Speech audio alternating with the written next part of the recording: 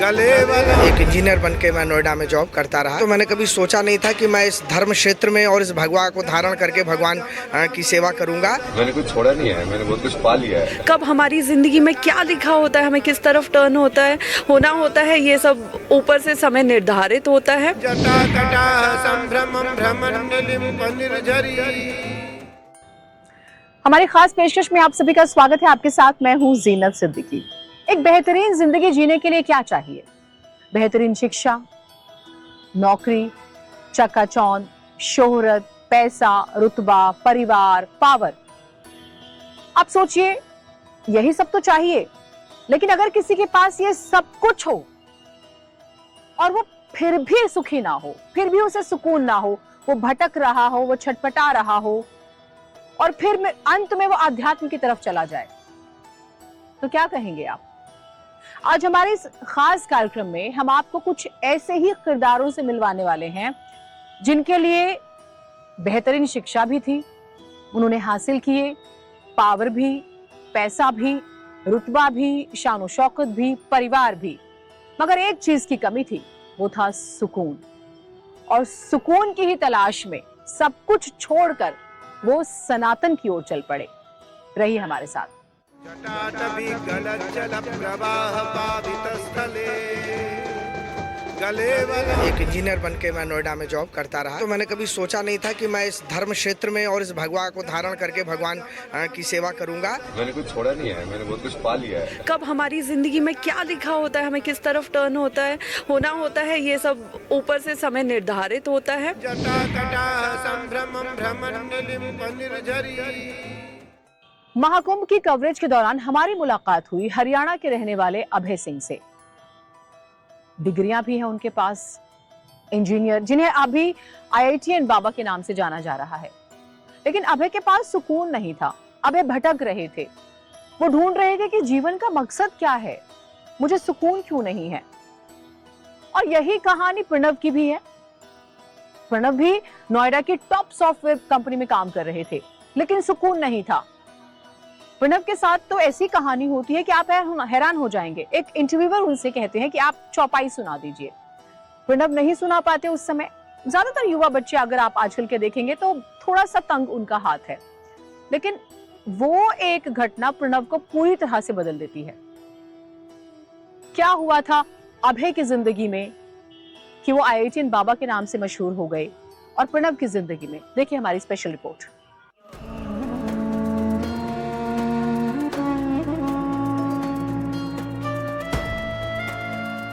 हरियाणा के रहने वाले अभय सिंह, जिन्हें आप गोरख बाबा के नाम से जानते होंगे। अभय ने IIT बॉम्बे से एयरस्पेस और एरोनॉटिकल स्ट्रीम में इंजीनियरिंग की। IIT बॉम्बे से ग्रेजुएट होने के बाद फोटोग्राफी को अपनाया। कुछ समय तक बच्चों को फिजिक्स पढ़ाने का भी काम किया और आखिर में आध्यात्म को अपना लिया, साधु बन गए। एक्चुअली में वो मतलब मेरे सिलेबस में वो कर्म लिखा नहीं हुआ था, बाकी लोगों के में लिखा हुआ था, तो मैंने उसको स्किप कर दिया कि मैं वहाँ पे जाके वो जिंदगी जी के फिर देखूँ कि हाँ इसमें खुशी नहीं है। तो मेरे को कहीं ना कहीं पहले से ही पता था कि हाँ इसमें तो जाना ही नहीं है, तो ये रास्ते पे तो जाना ही नहीं है, हाँ इस पे ही जाना है। समझ लो तुमने किसी जन्म में वो चीज़ पूरी करके देख ली होगी। यही कहानी प्रणव की है।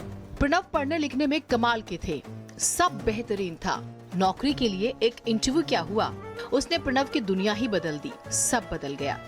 सोचिए, आधुनिक दुनिया में जीने वाले प्रणव, जिन्हें एक चौपाई याद न रही हो, उन्हें सब कंठस्थ हो गया। समझ आ गया कि जीवन की गहराई को समझने के लिए आध्यात्म का ही मार्ग चुनना होगा। मैं आपको एक घटना बताऊं। जब मैं इंजीनियरिंग के समय एक इंटरव्यू देने गया, तो एक बुजुर्ग इंटरव्यूअर थे। उन्होंने पूछा कि महाराज, बालक था मैं, बोले बेटा एक काम करो, एक रामचरितमानस की चौपाई सुना दो। तो आप लोग भी वो चौपाई बोल देंगे जिसने कुछ नहीं पढ़ा हो, मंगल भवन अमंगलहारी। तो मैंने वही कहा, उन्हें कहा आगे सुनाइए। तो आगे की मुझे नहीं आती थी, आगे वही बोल पाएगा जिसने एक बार पढ़ी हो, द्रवहु सो दशरथ अजिर बिहारी या उमा सहित जही जपत पुरारी। वो दिन था। किंतु जब संन्यास काल में आया, यही हनुमान जी महाराज को मैंने नित्य सुंदरकांड सुनाया। हनुमान जी की ऐसी कृपा कि अब राम कथा होती है तो कम से कम उनकी कृपा से 100-150 चौपाई तो एक कथा में भगवान कृपा से हो ही जाती है।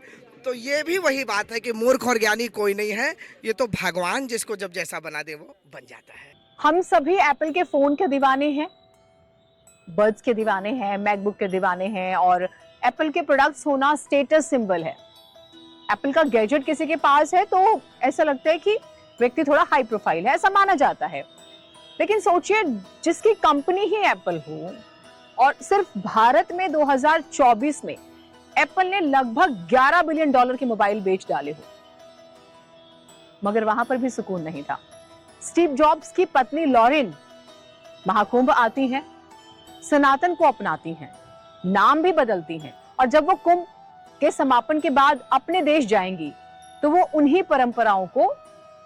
परंपराओं का निर्वहन करेंगी।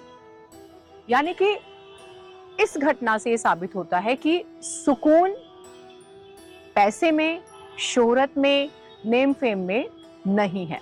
देखिए एक और स्पेशल रिपोर्ट।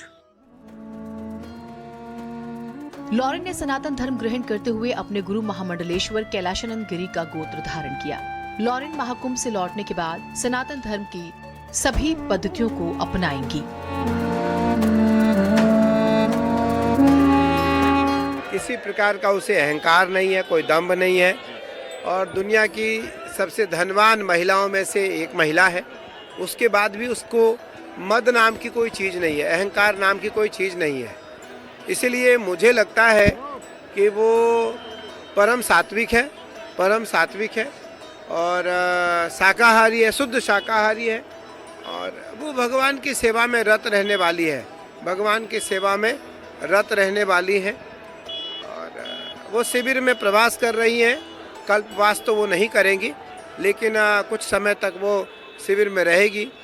इन दिनों सोशल मीडिया की एक सनसनी है हर्षा के पास खूबसूरती है, बेइंतहा खूबसूरत है हर्षा, जिसकी चर्चा भी हो रही है।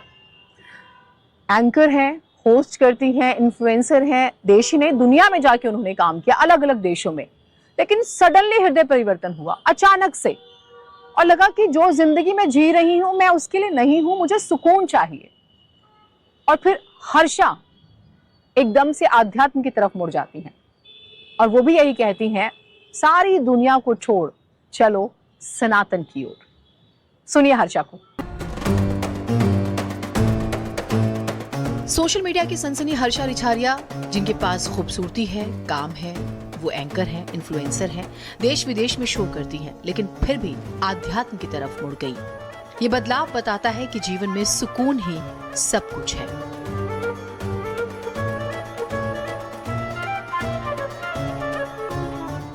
किसी भी जगह पे जाने की, किसी भी जगह में ट्रांसफॉर्मेशन की ना कोई उम्र नहीं होती। आप कभी भी कुछ भी सीख सकते हो, कभी भी कुछ भी कर सकते हो, कभी भी किसी भी दिशा में आप अपनी ज़िंदगी का रुख मोड़ सकते हो। तो मेरे ख्याल से कि मैंने अगर इस एज में किया है तो मैं उससे खुश हूँ कि हाँ ठीक है। और आने वाले टाइम में मैं यही कोशिश करती हूँ, करना चाहती हूँ कि मैं ज़्यादा से ज़्यादा युवाओं को प्रेरित कर सकूँ सनातन धर्म से जुड़ने के लिए, सनातन संस्कृति को जानने के लिए, और हमारे सनातन धर्म को आगे चल के और लोगों तक या और देशों तक प्रचार प्रसार करने के लिए, ताकि ज़्यादा से ज़्यादा लोग उससे जुड़ें। हम अभय की बात करें, हम प्रणव की बात करें, हम हर्षा की बात करें, या फिर हम लॉरेन जॉब्स की बात करें, इन चारों के जीवन ने और इनके फैसले ने बता दिया कि सुकून कितना महत्वपूर्ण है। और सुकून ना पैसों से है, ना परिवार से, ना पावर से, ना रिश्तों से, ना नाम से, ना शोहरत से, ना बाहरी दुनिया की चकाचौंध से। सुकून हमारे मन में होता है, और लोग इसकी तलाश में अलग अलग तरीके अपनाते हैं।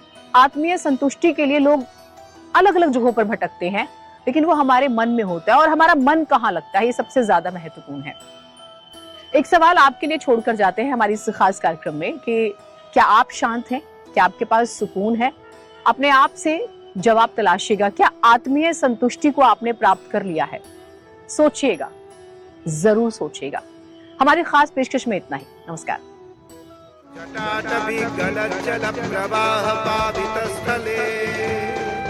एक इंजीनियर बन के मैं नोएडा में जॉब करता रहा, तो मैंने कभी सोचा नहीं था कि मैं इस धर्म क्षेत्र में और इस भगवा को धारण करके भगवान की सेवा करूंगा। मैंने कुछ छोड़ा नहीं है, मैंने बहुत कुछ पा लिया है। कब हमारी ज़िंदगी में क्या लिखा होता है, हमें किस तरफ टर्न होता है, होना होता है, ये सब ऊपर से समय निर्धारित होता है। जटा कटा संभ्रमं भ्रमन् निर्झरी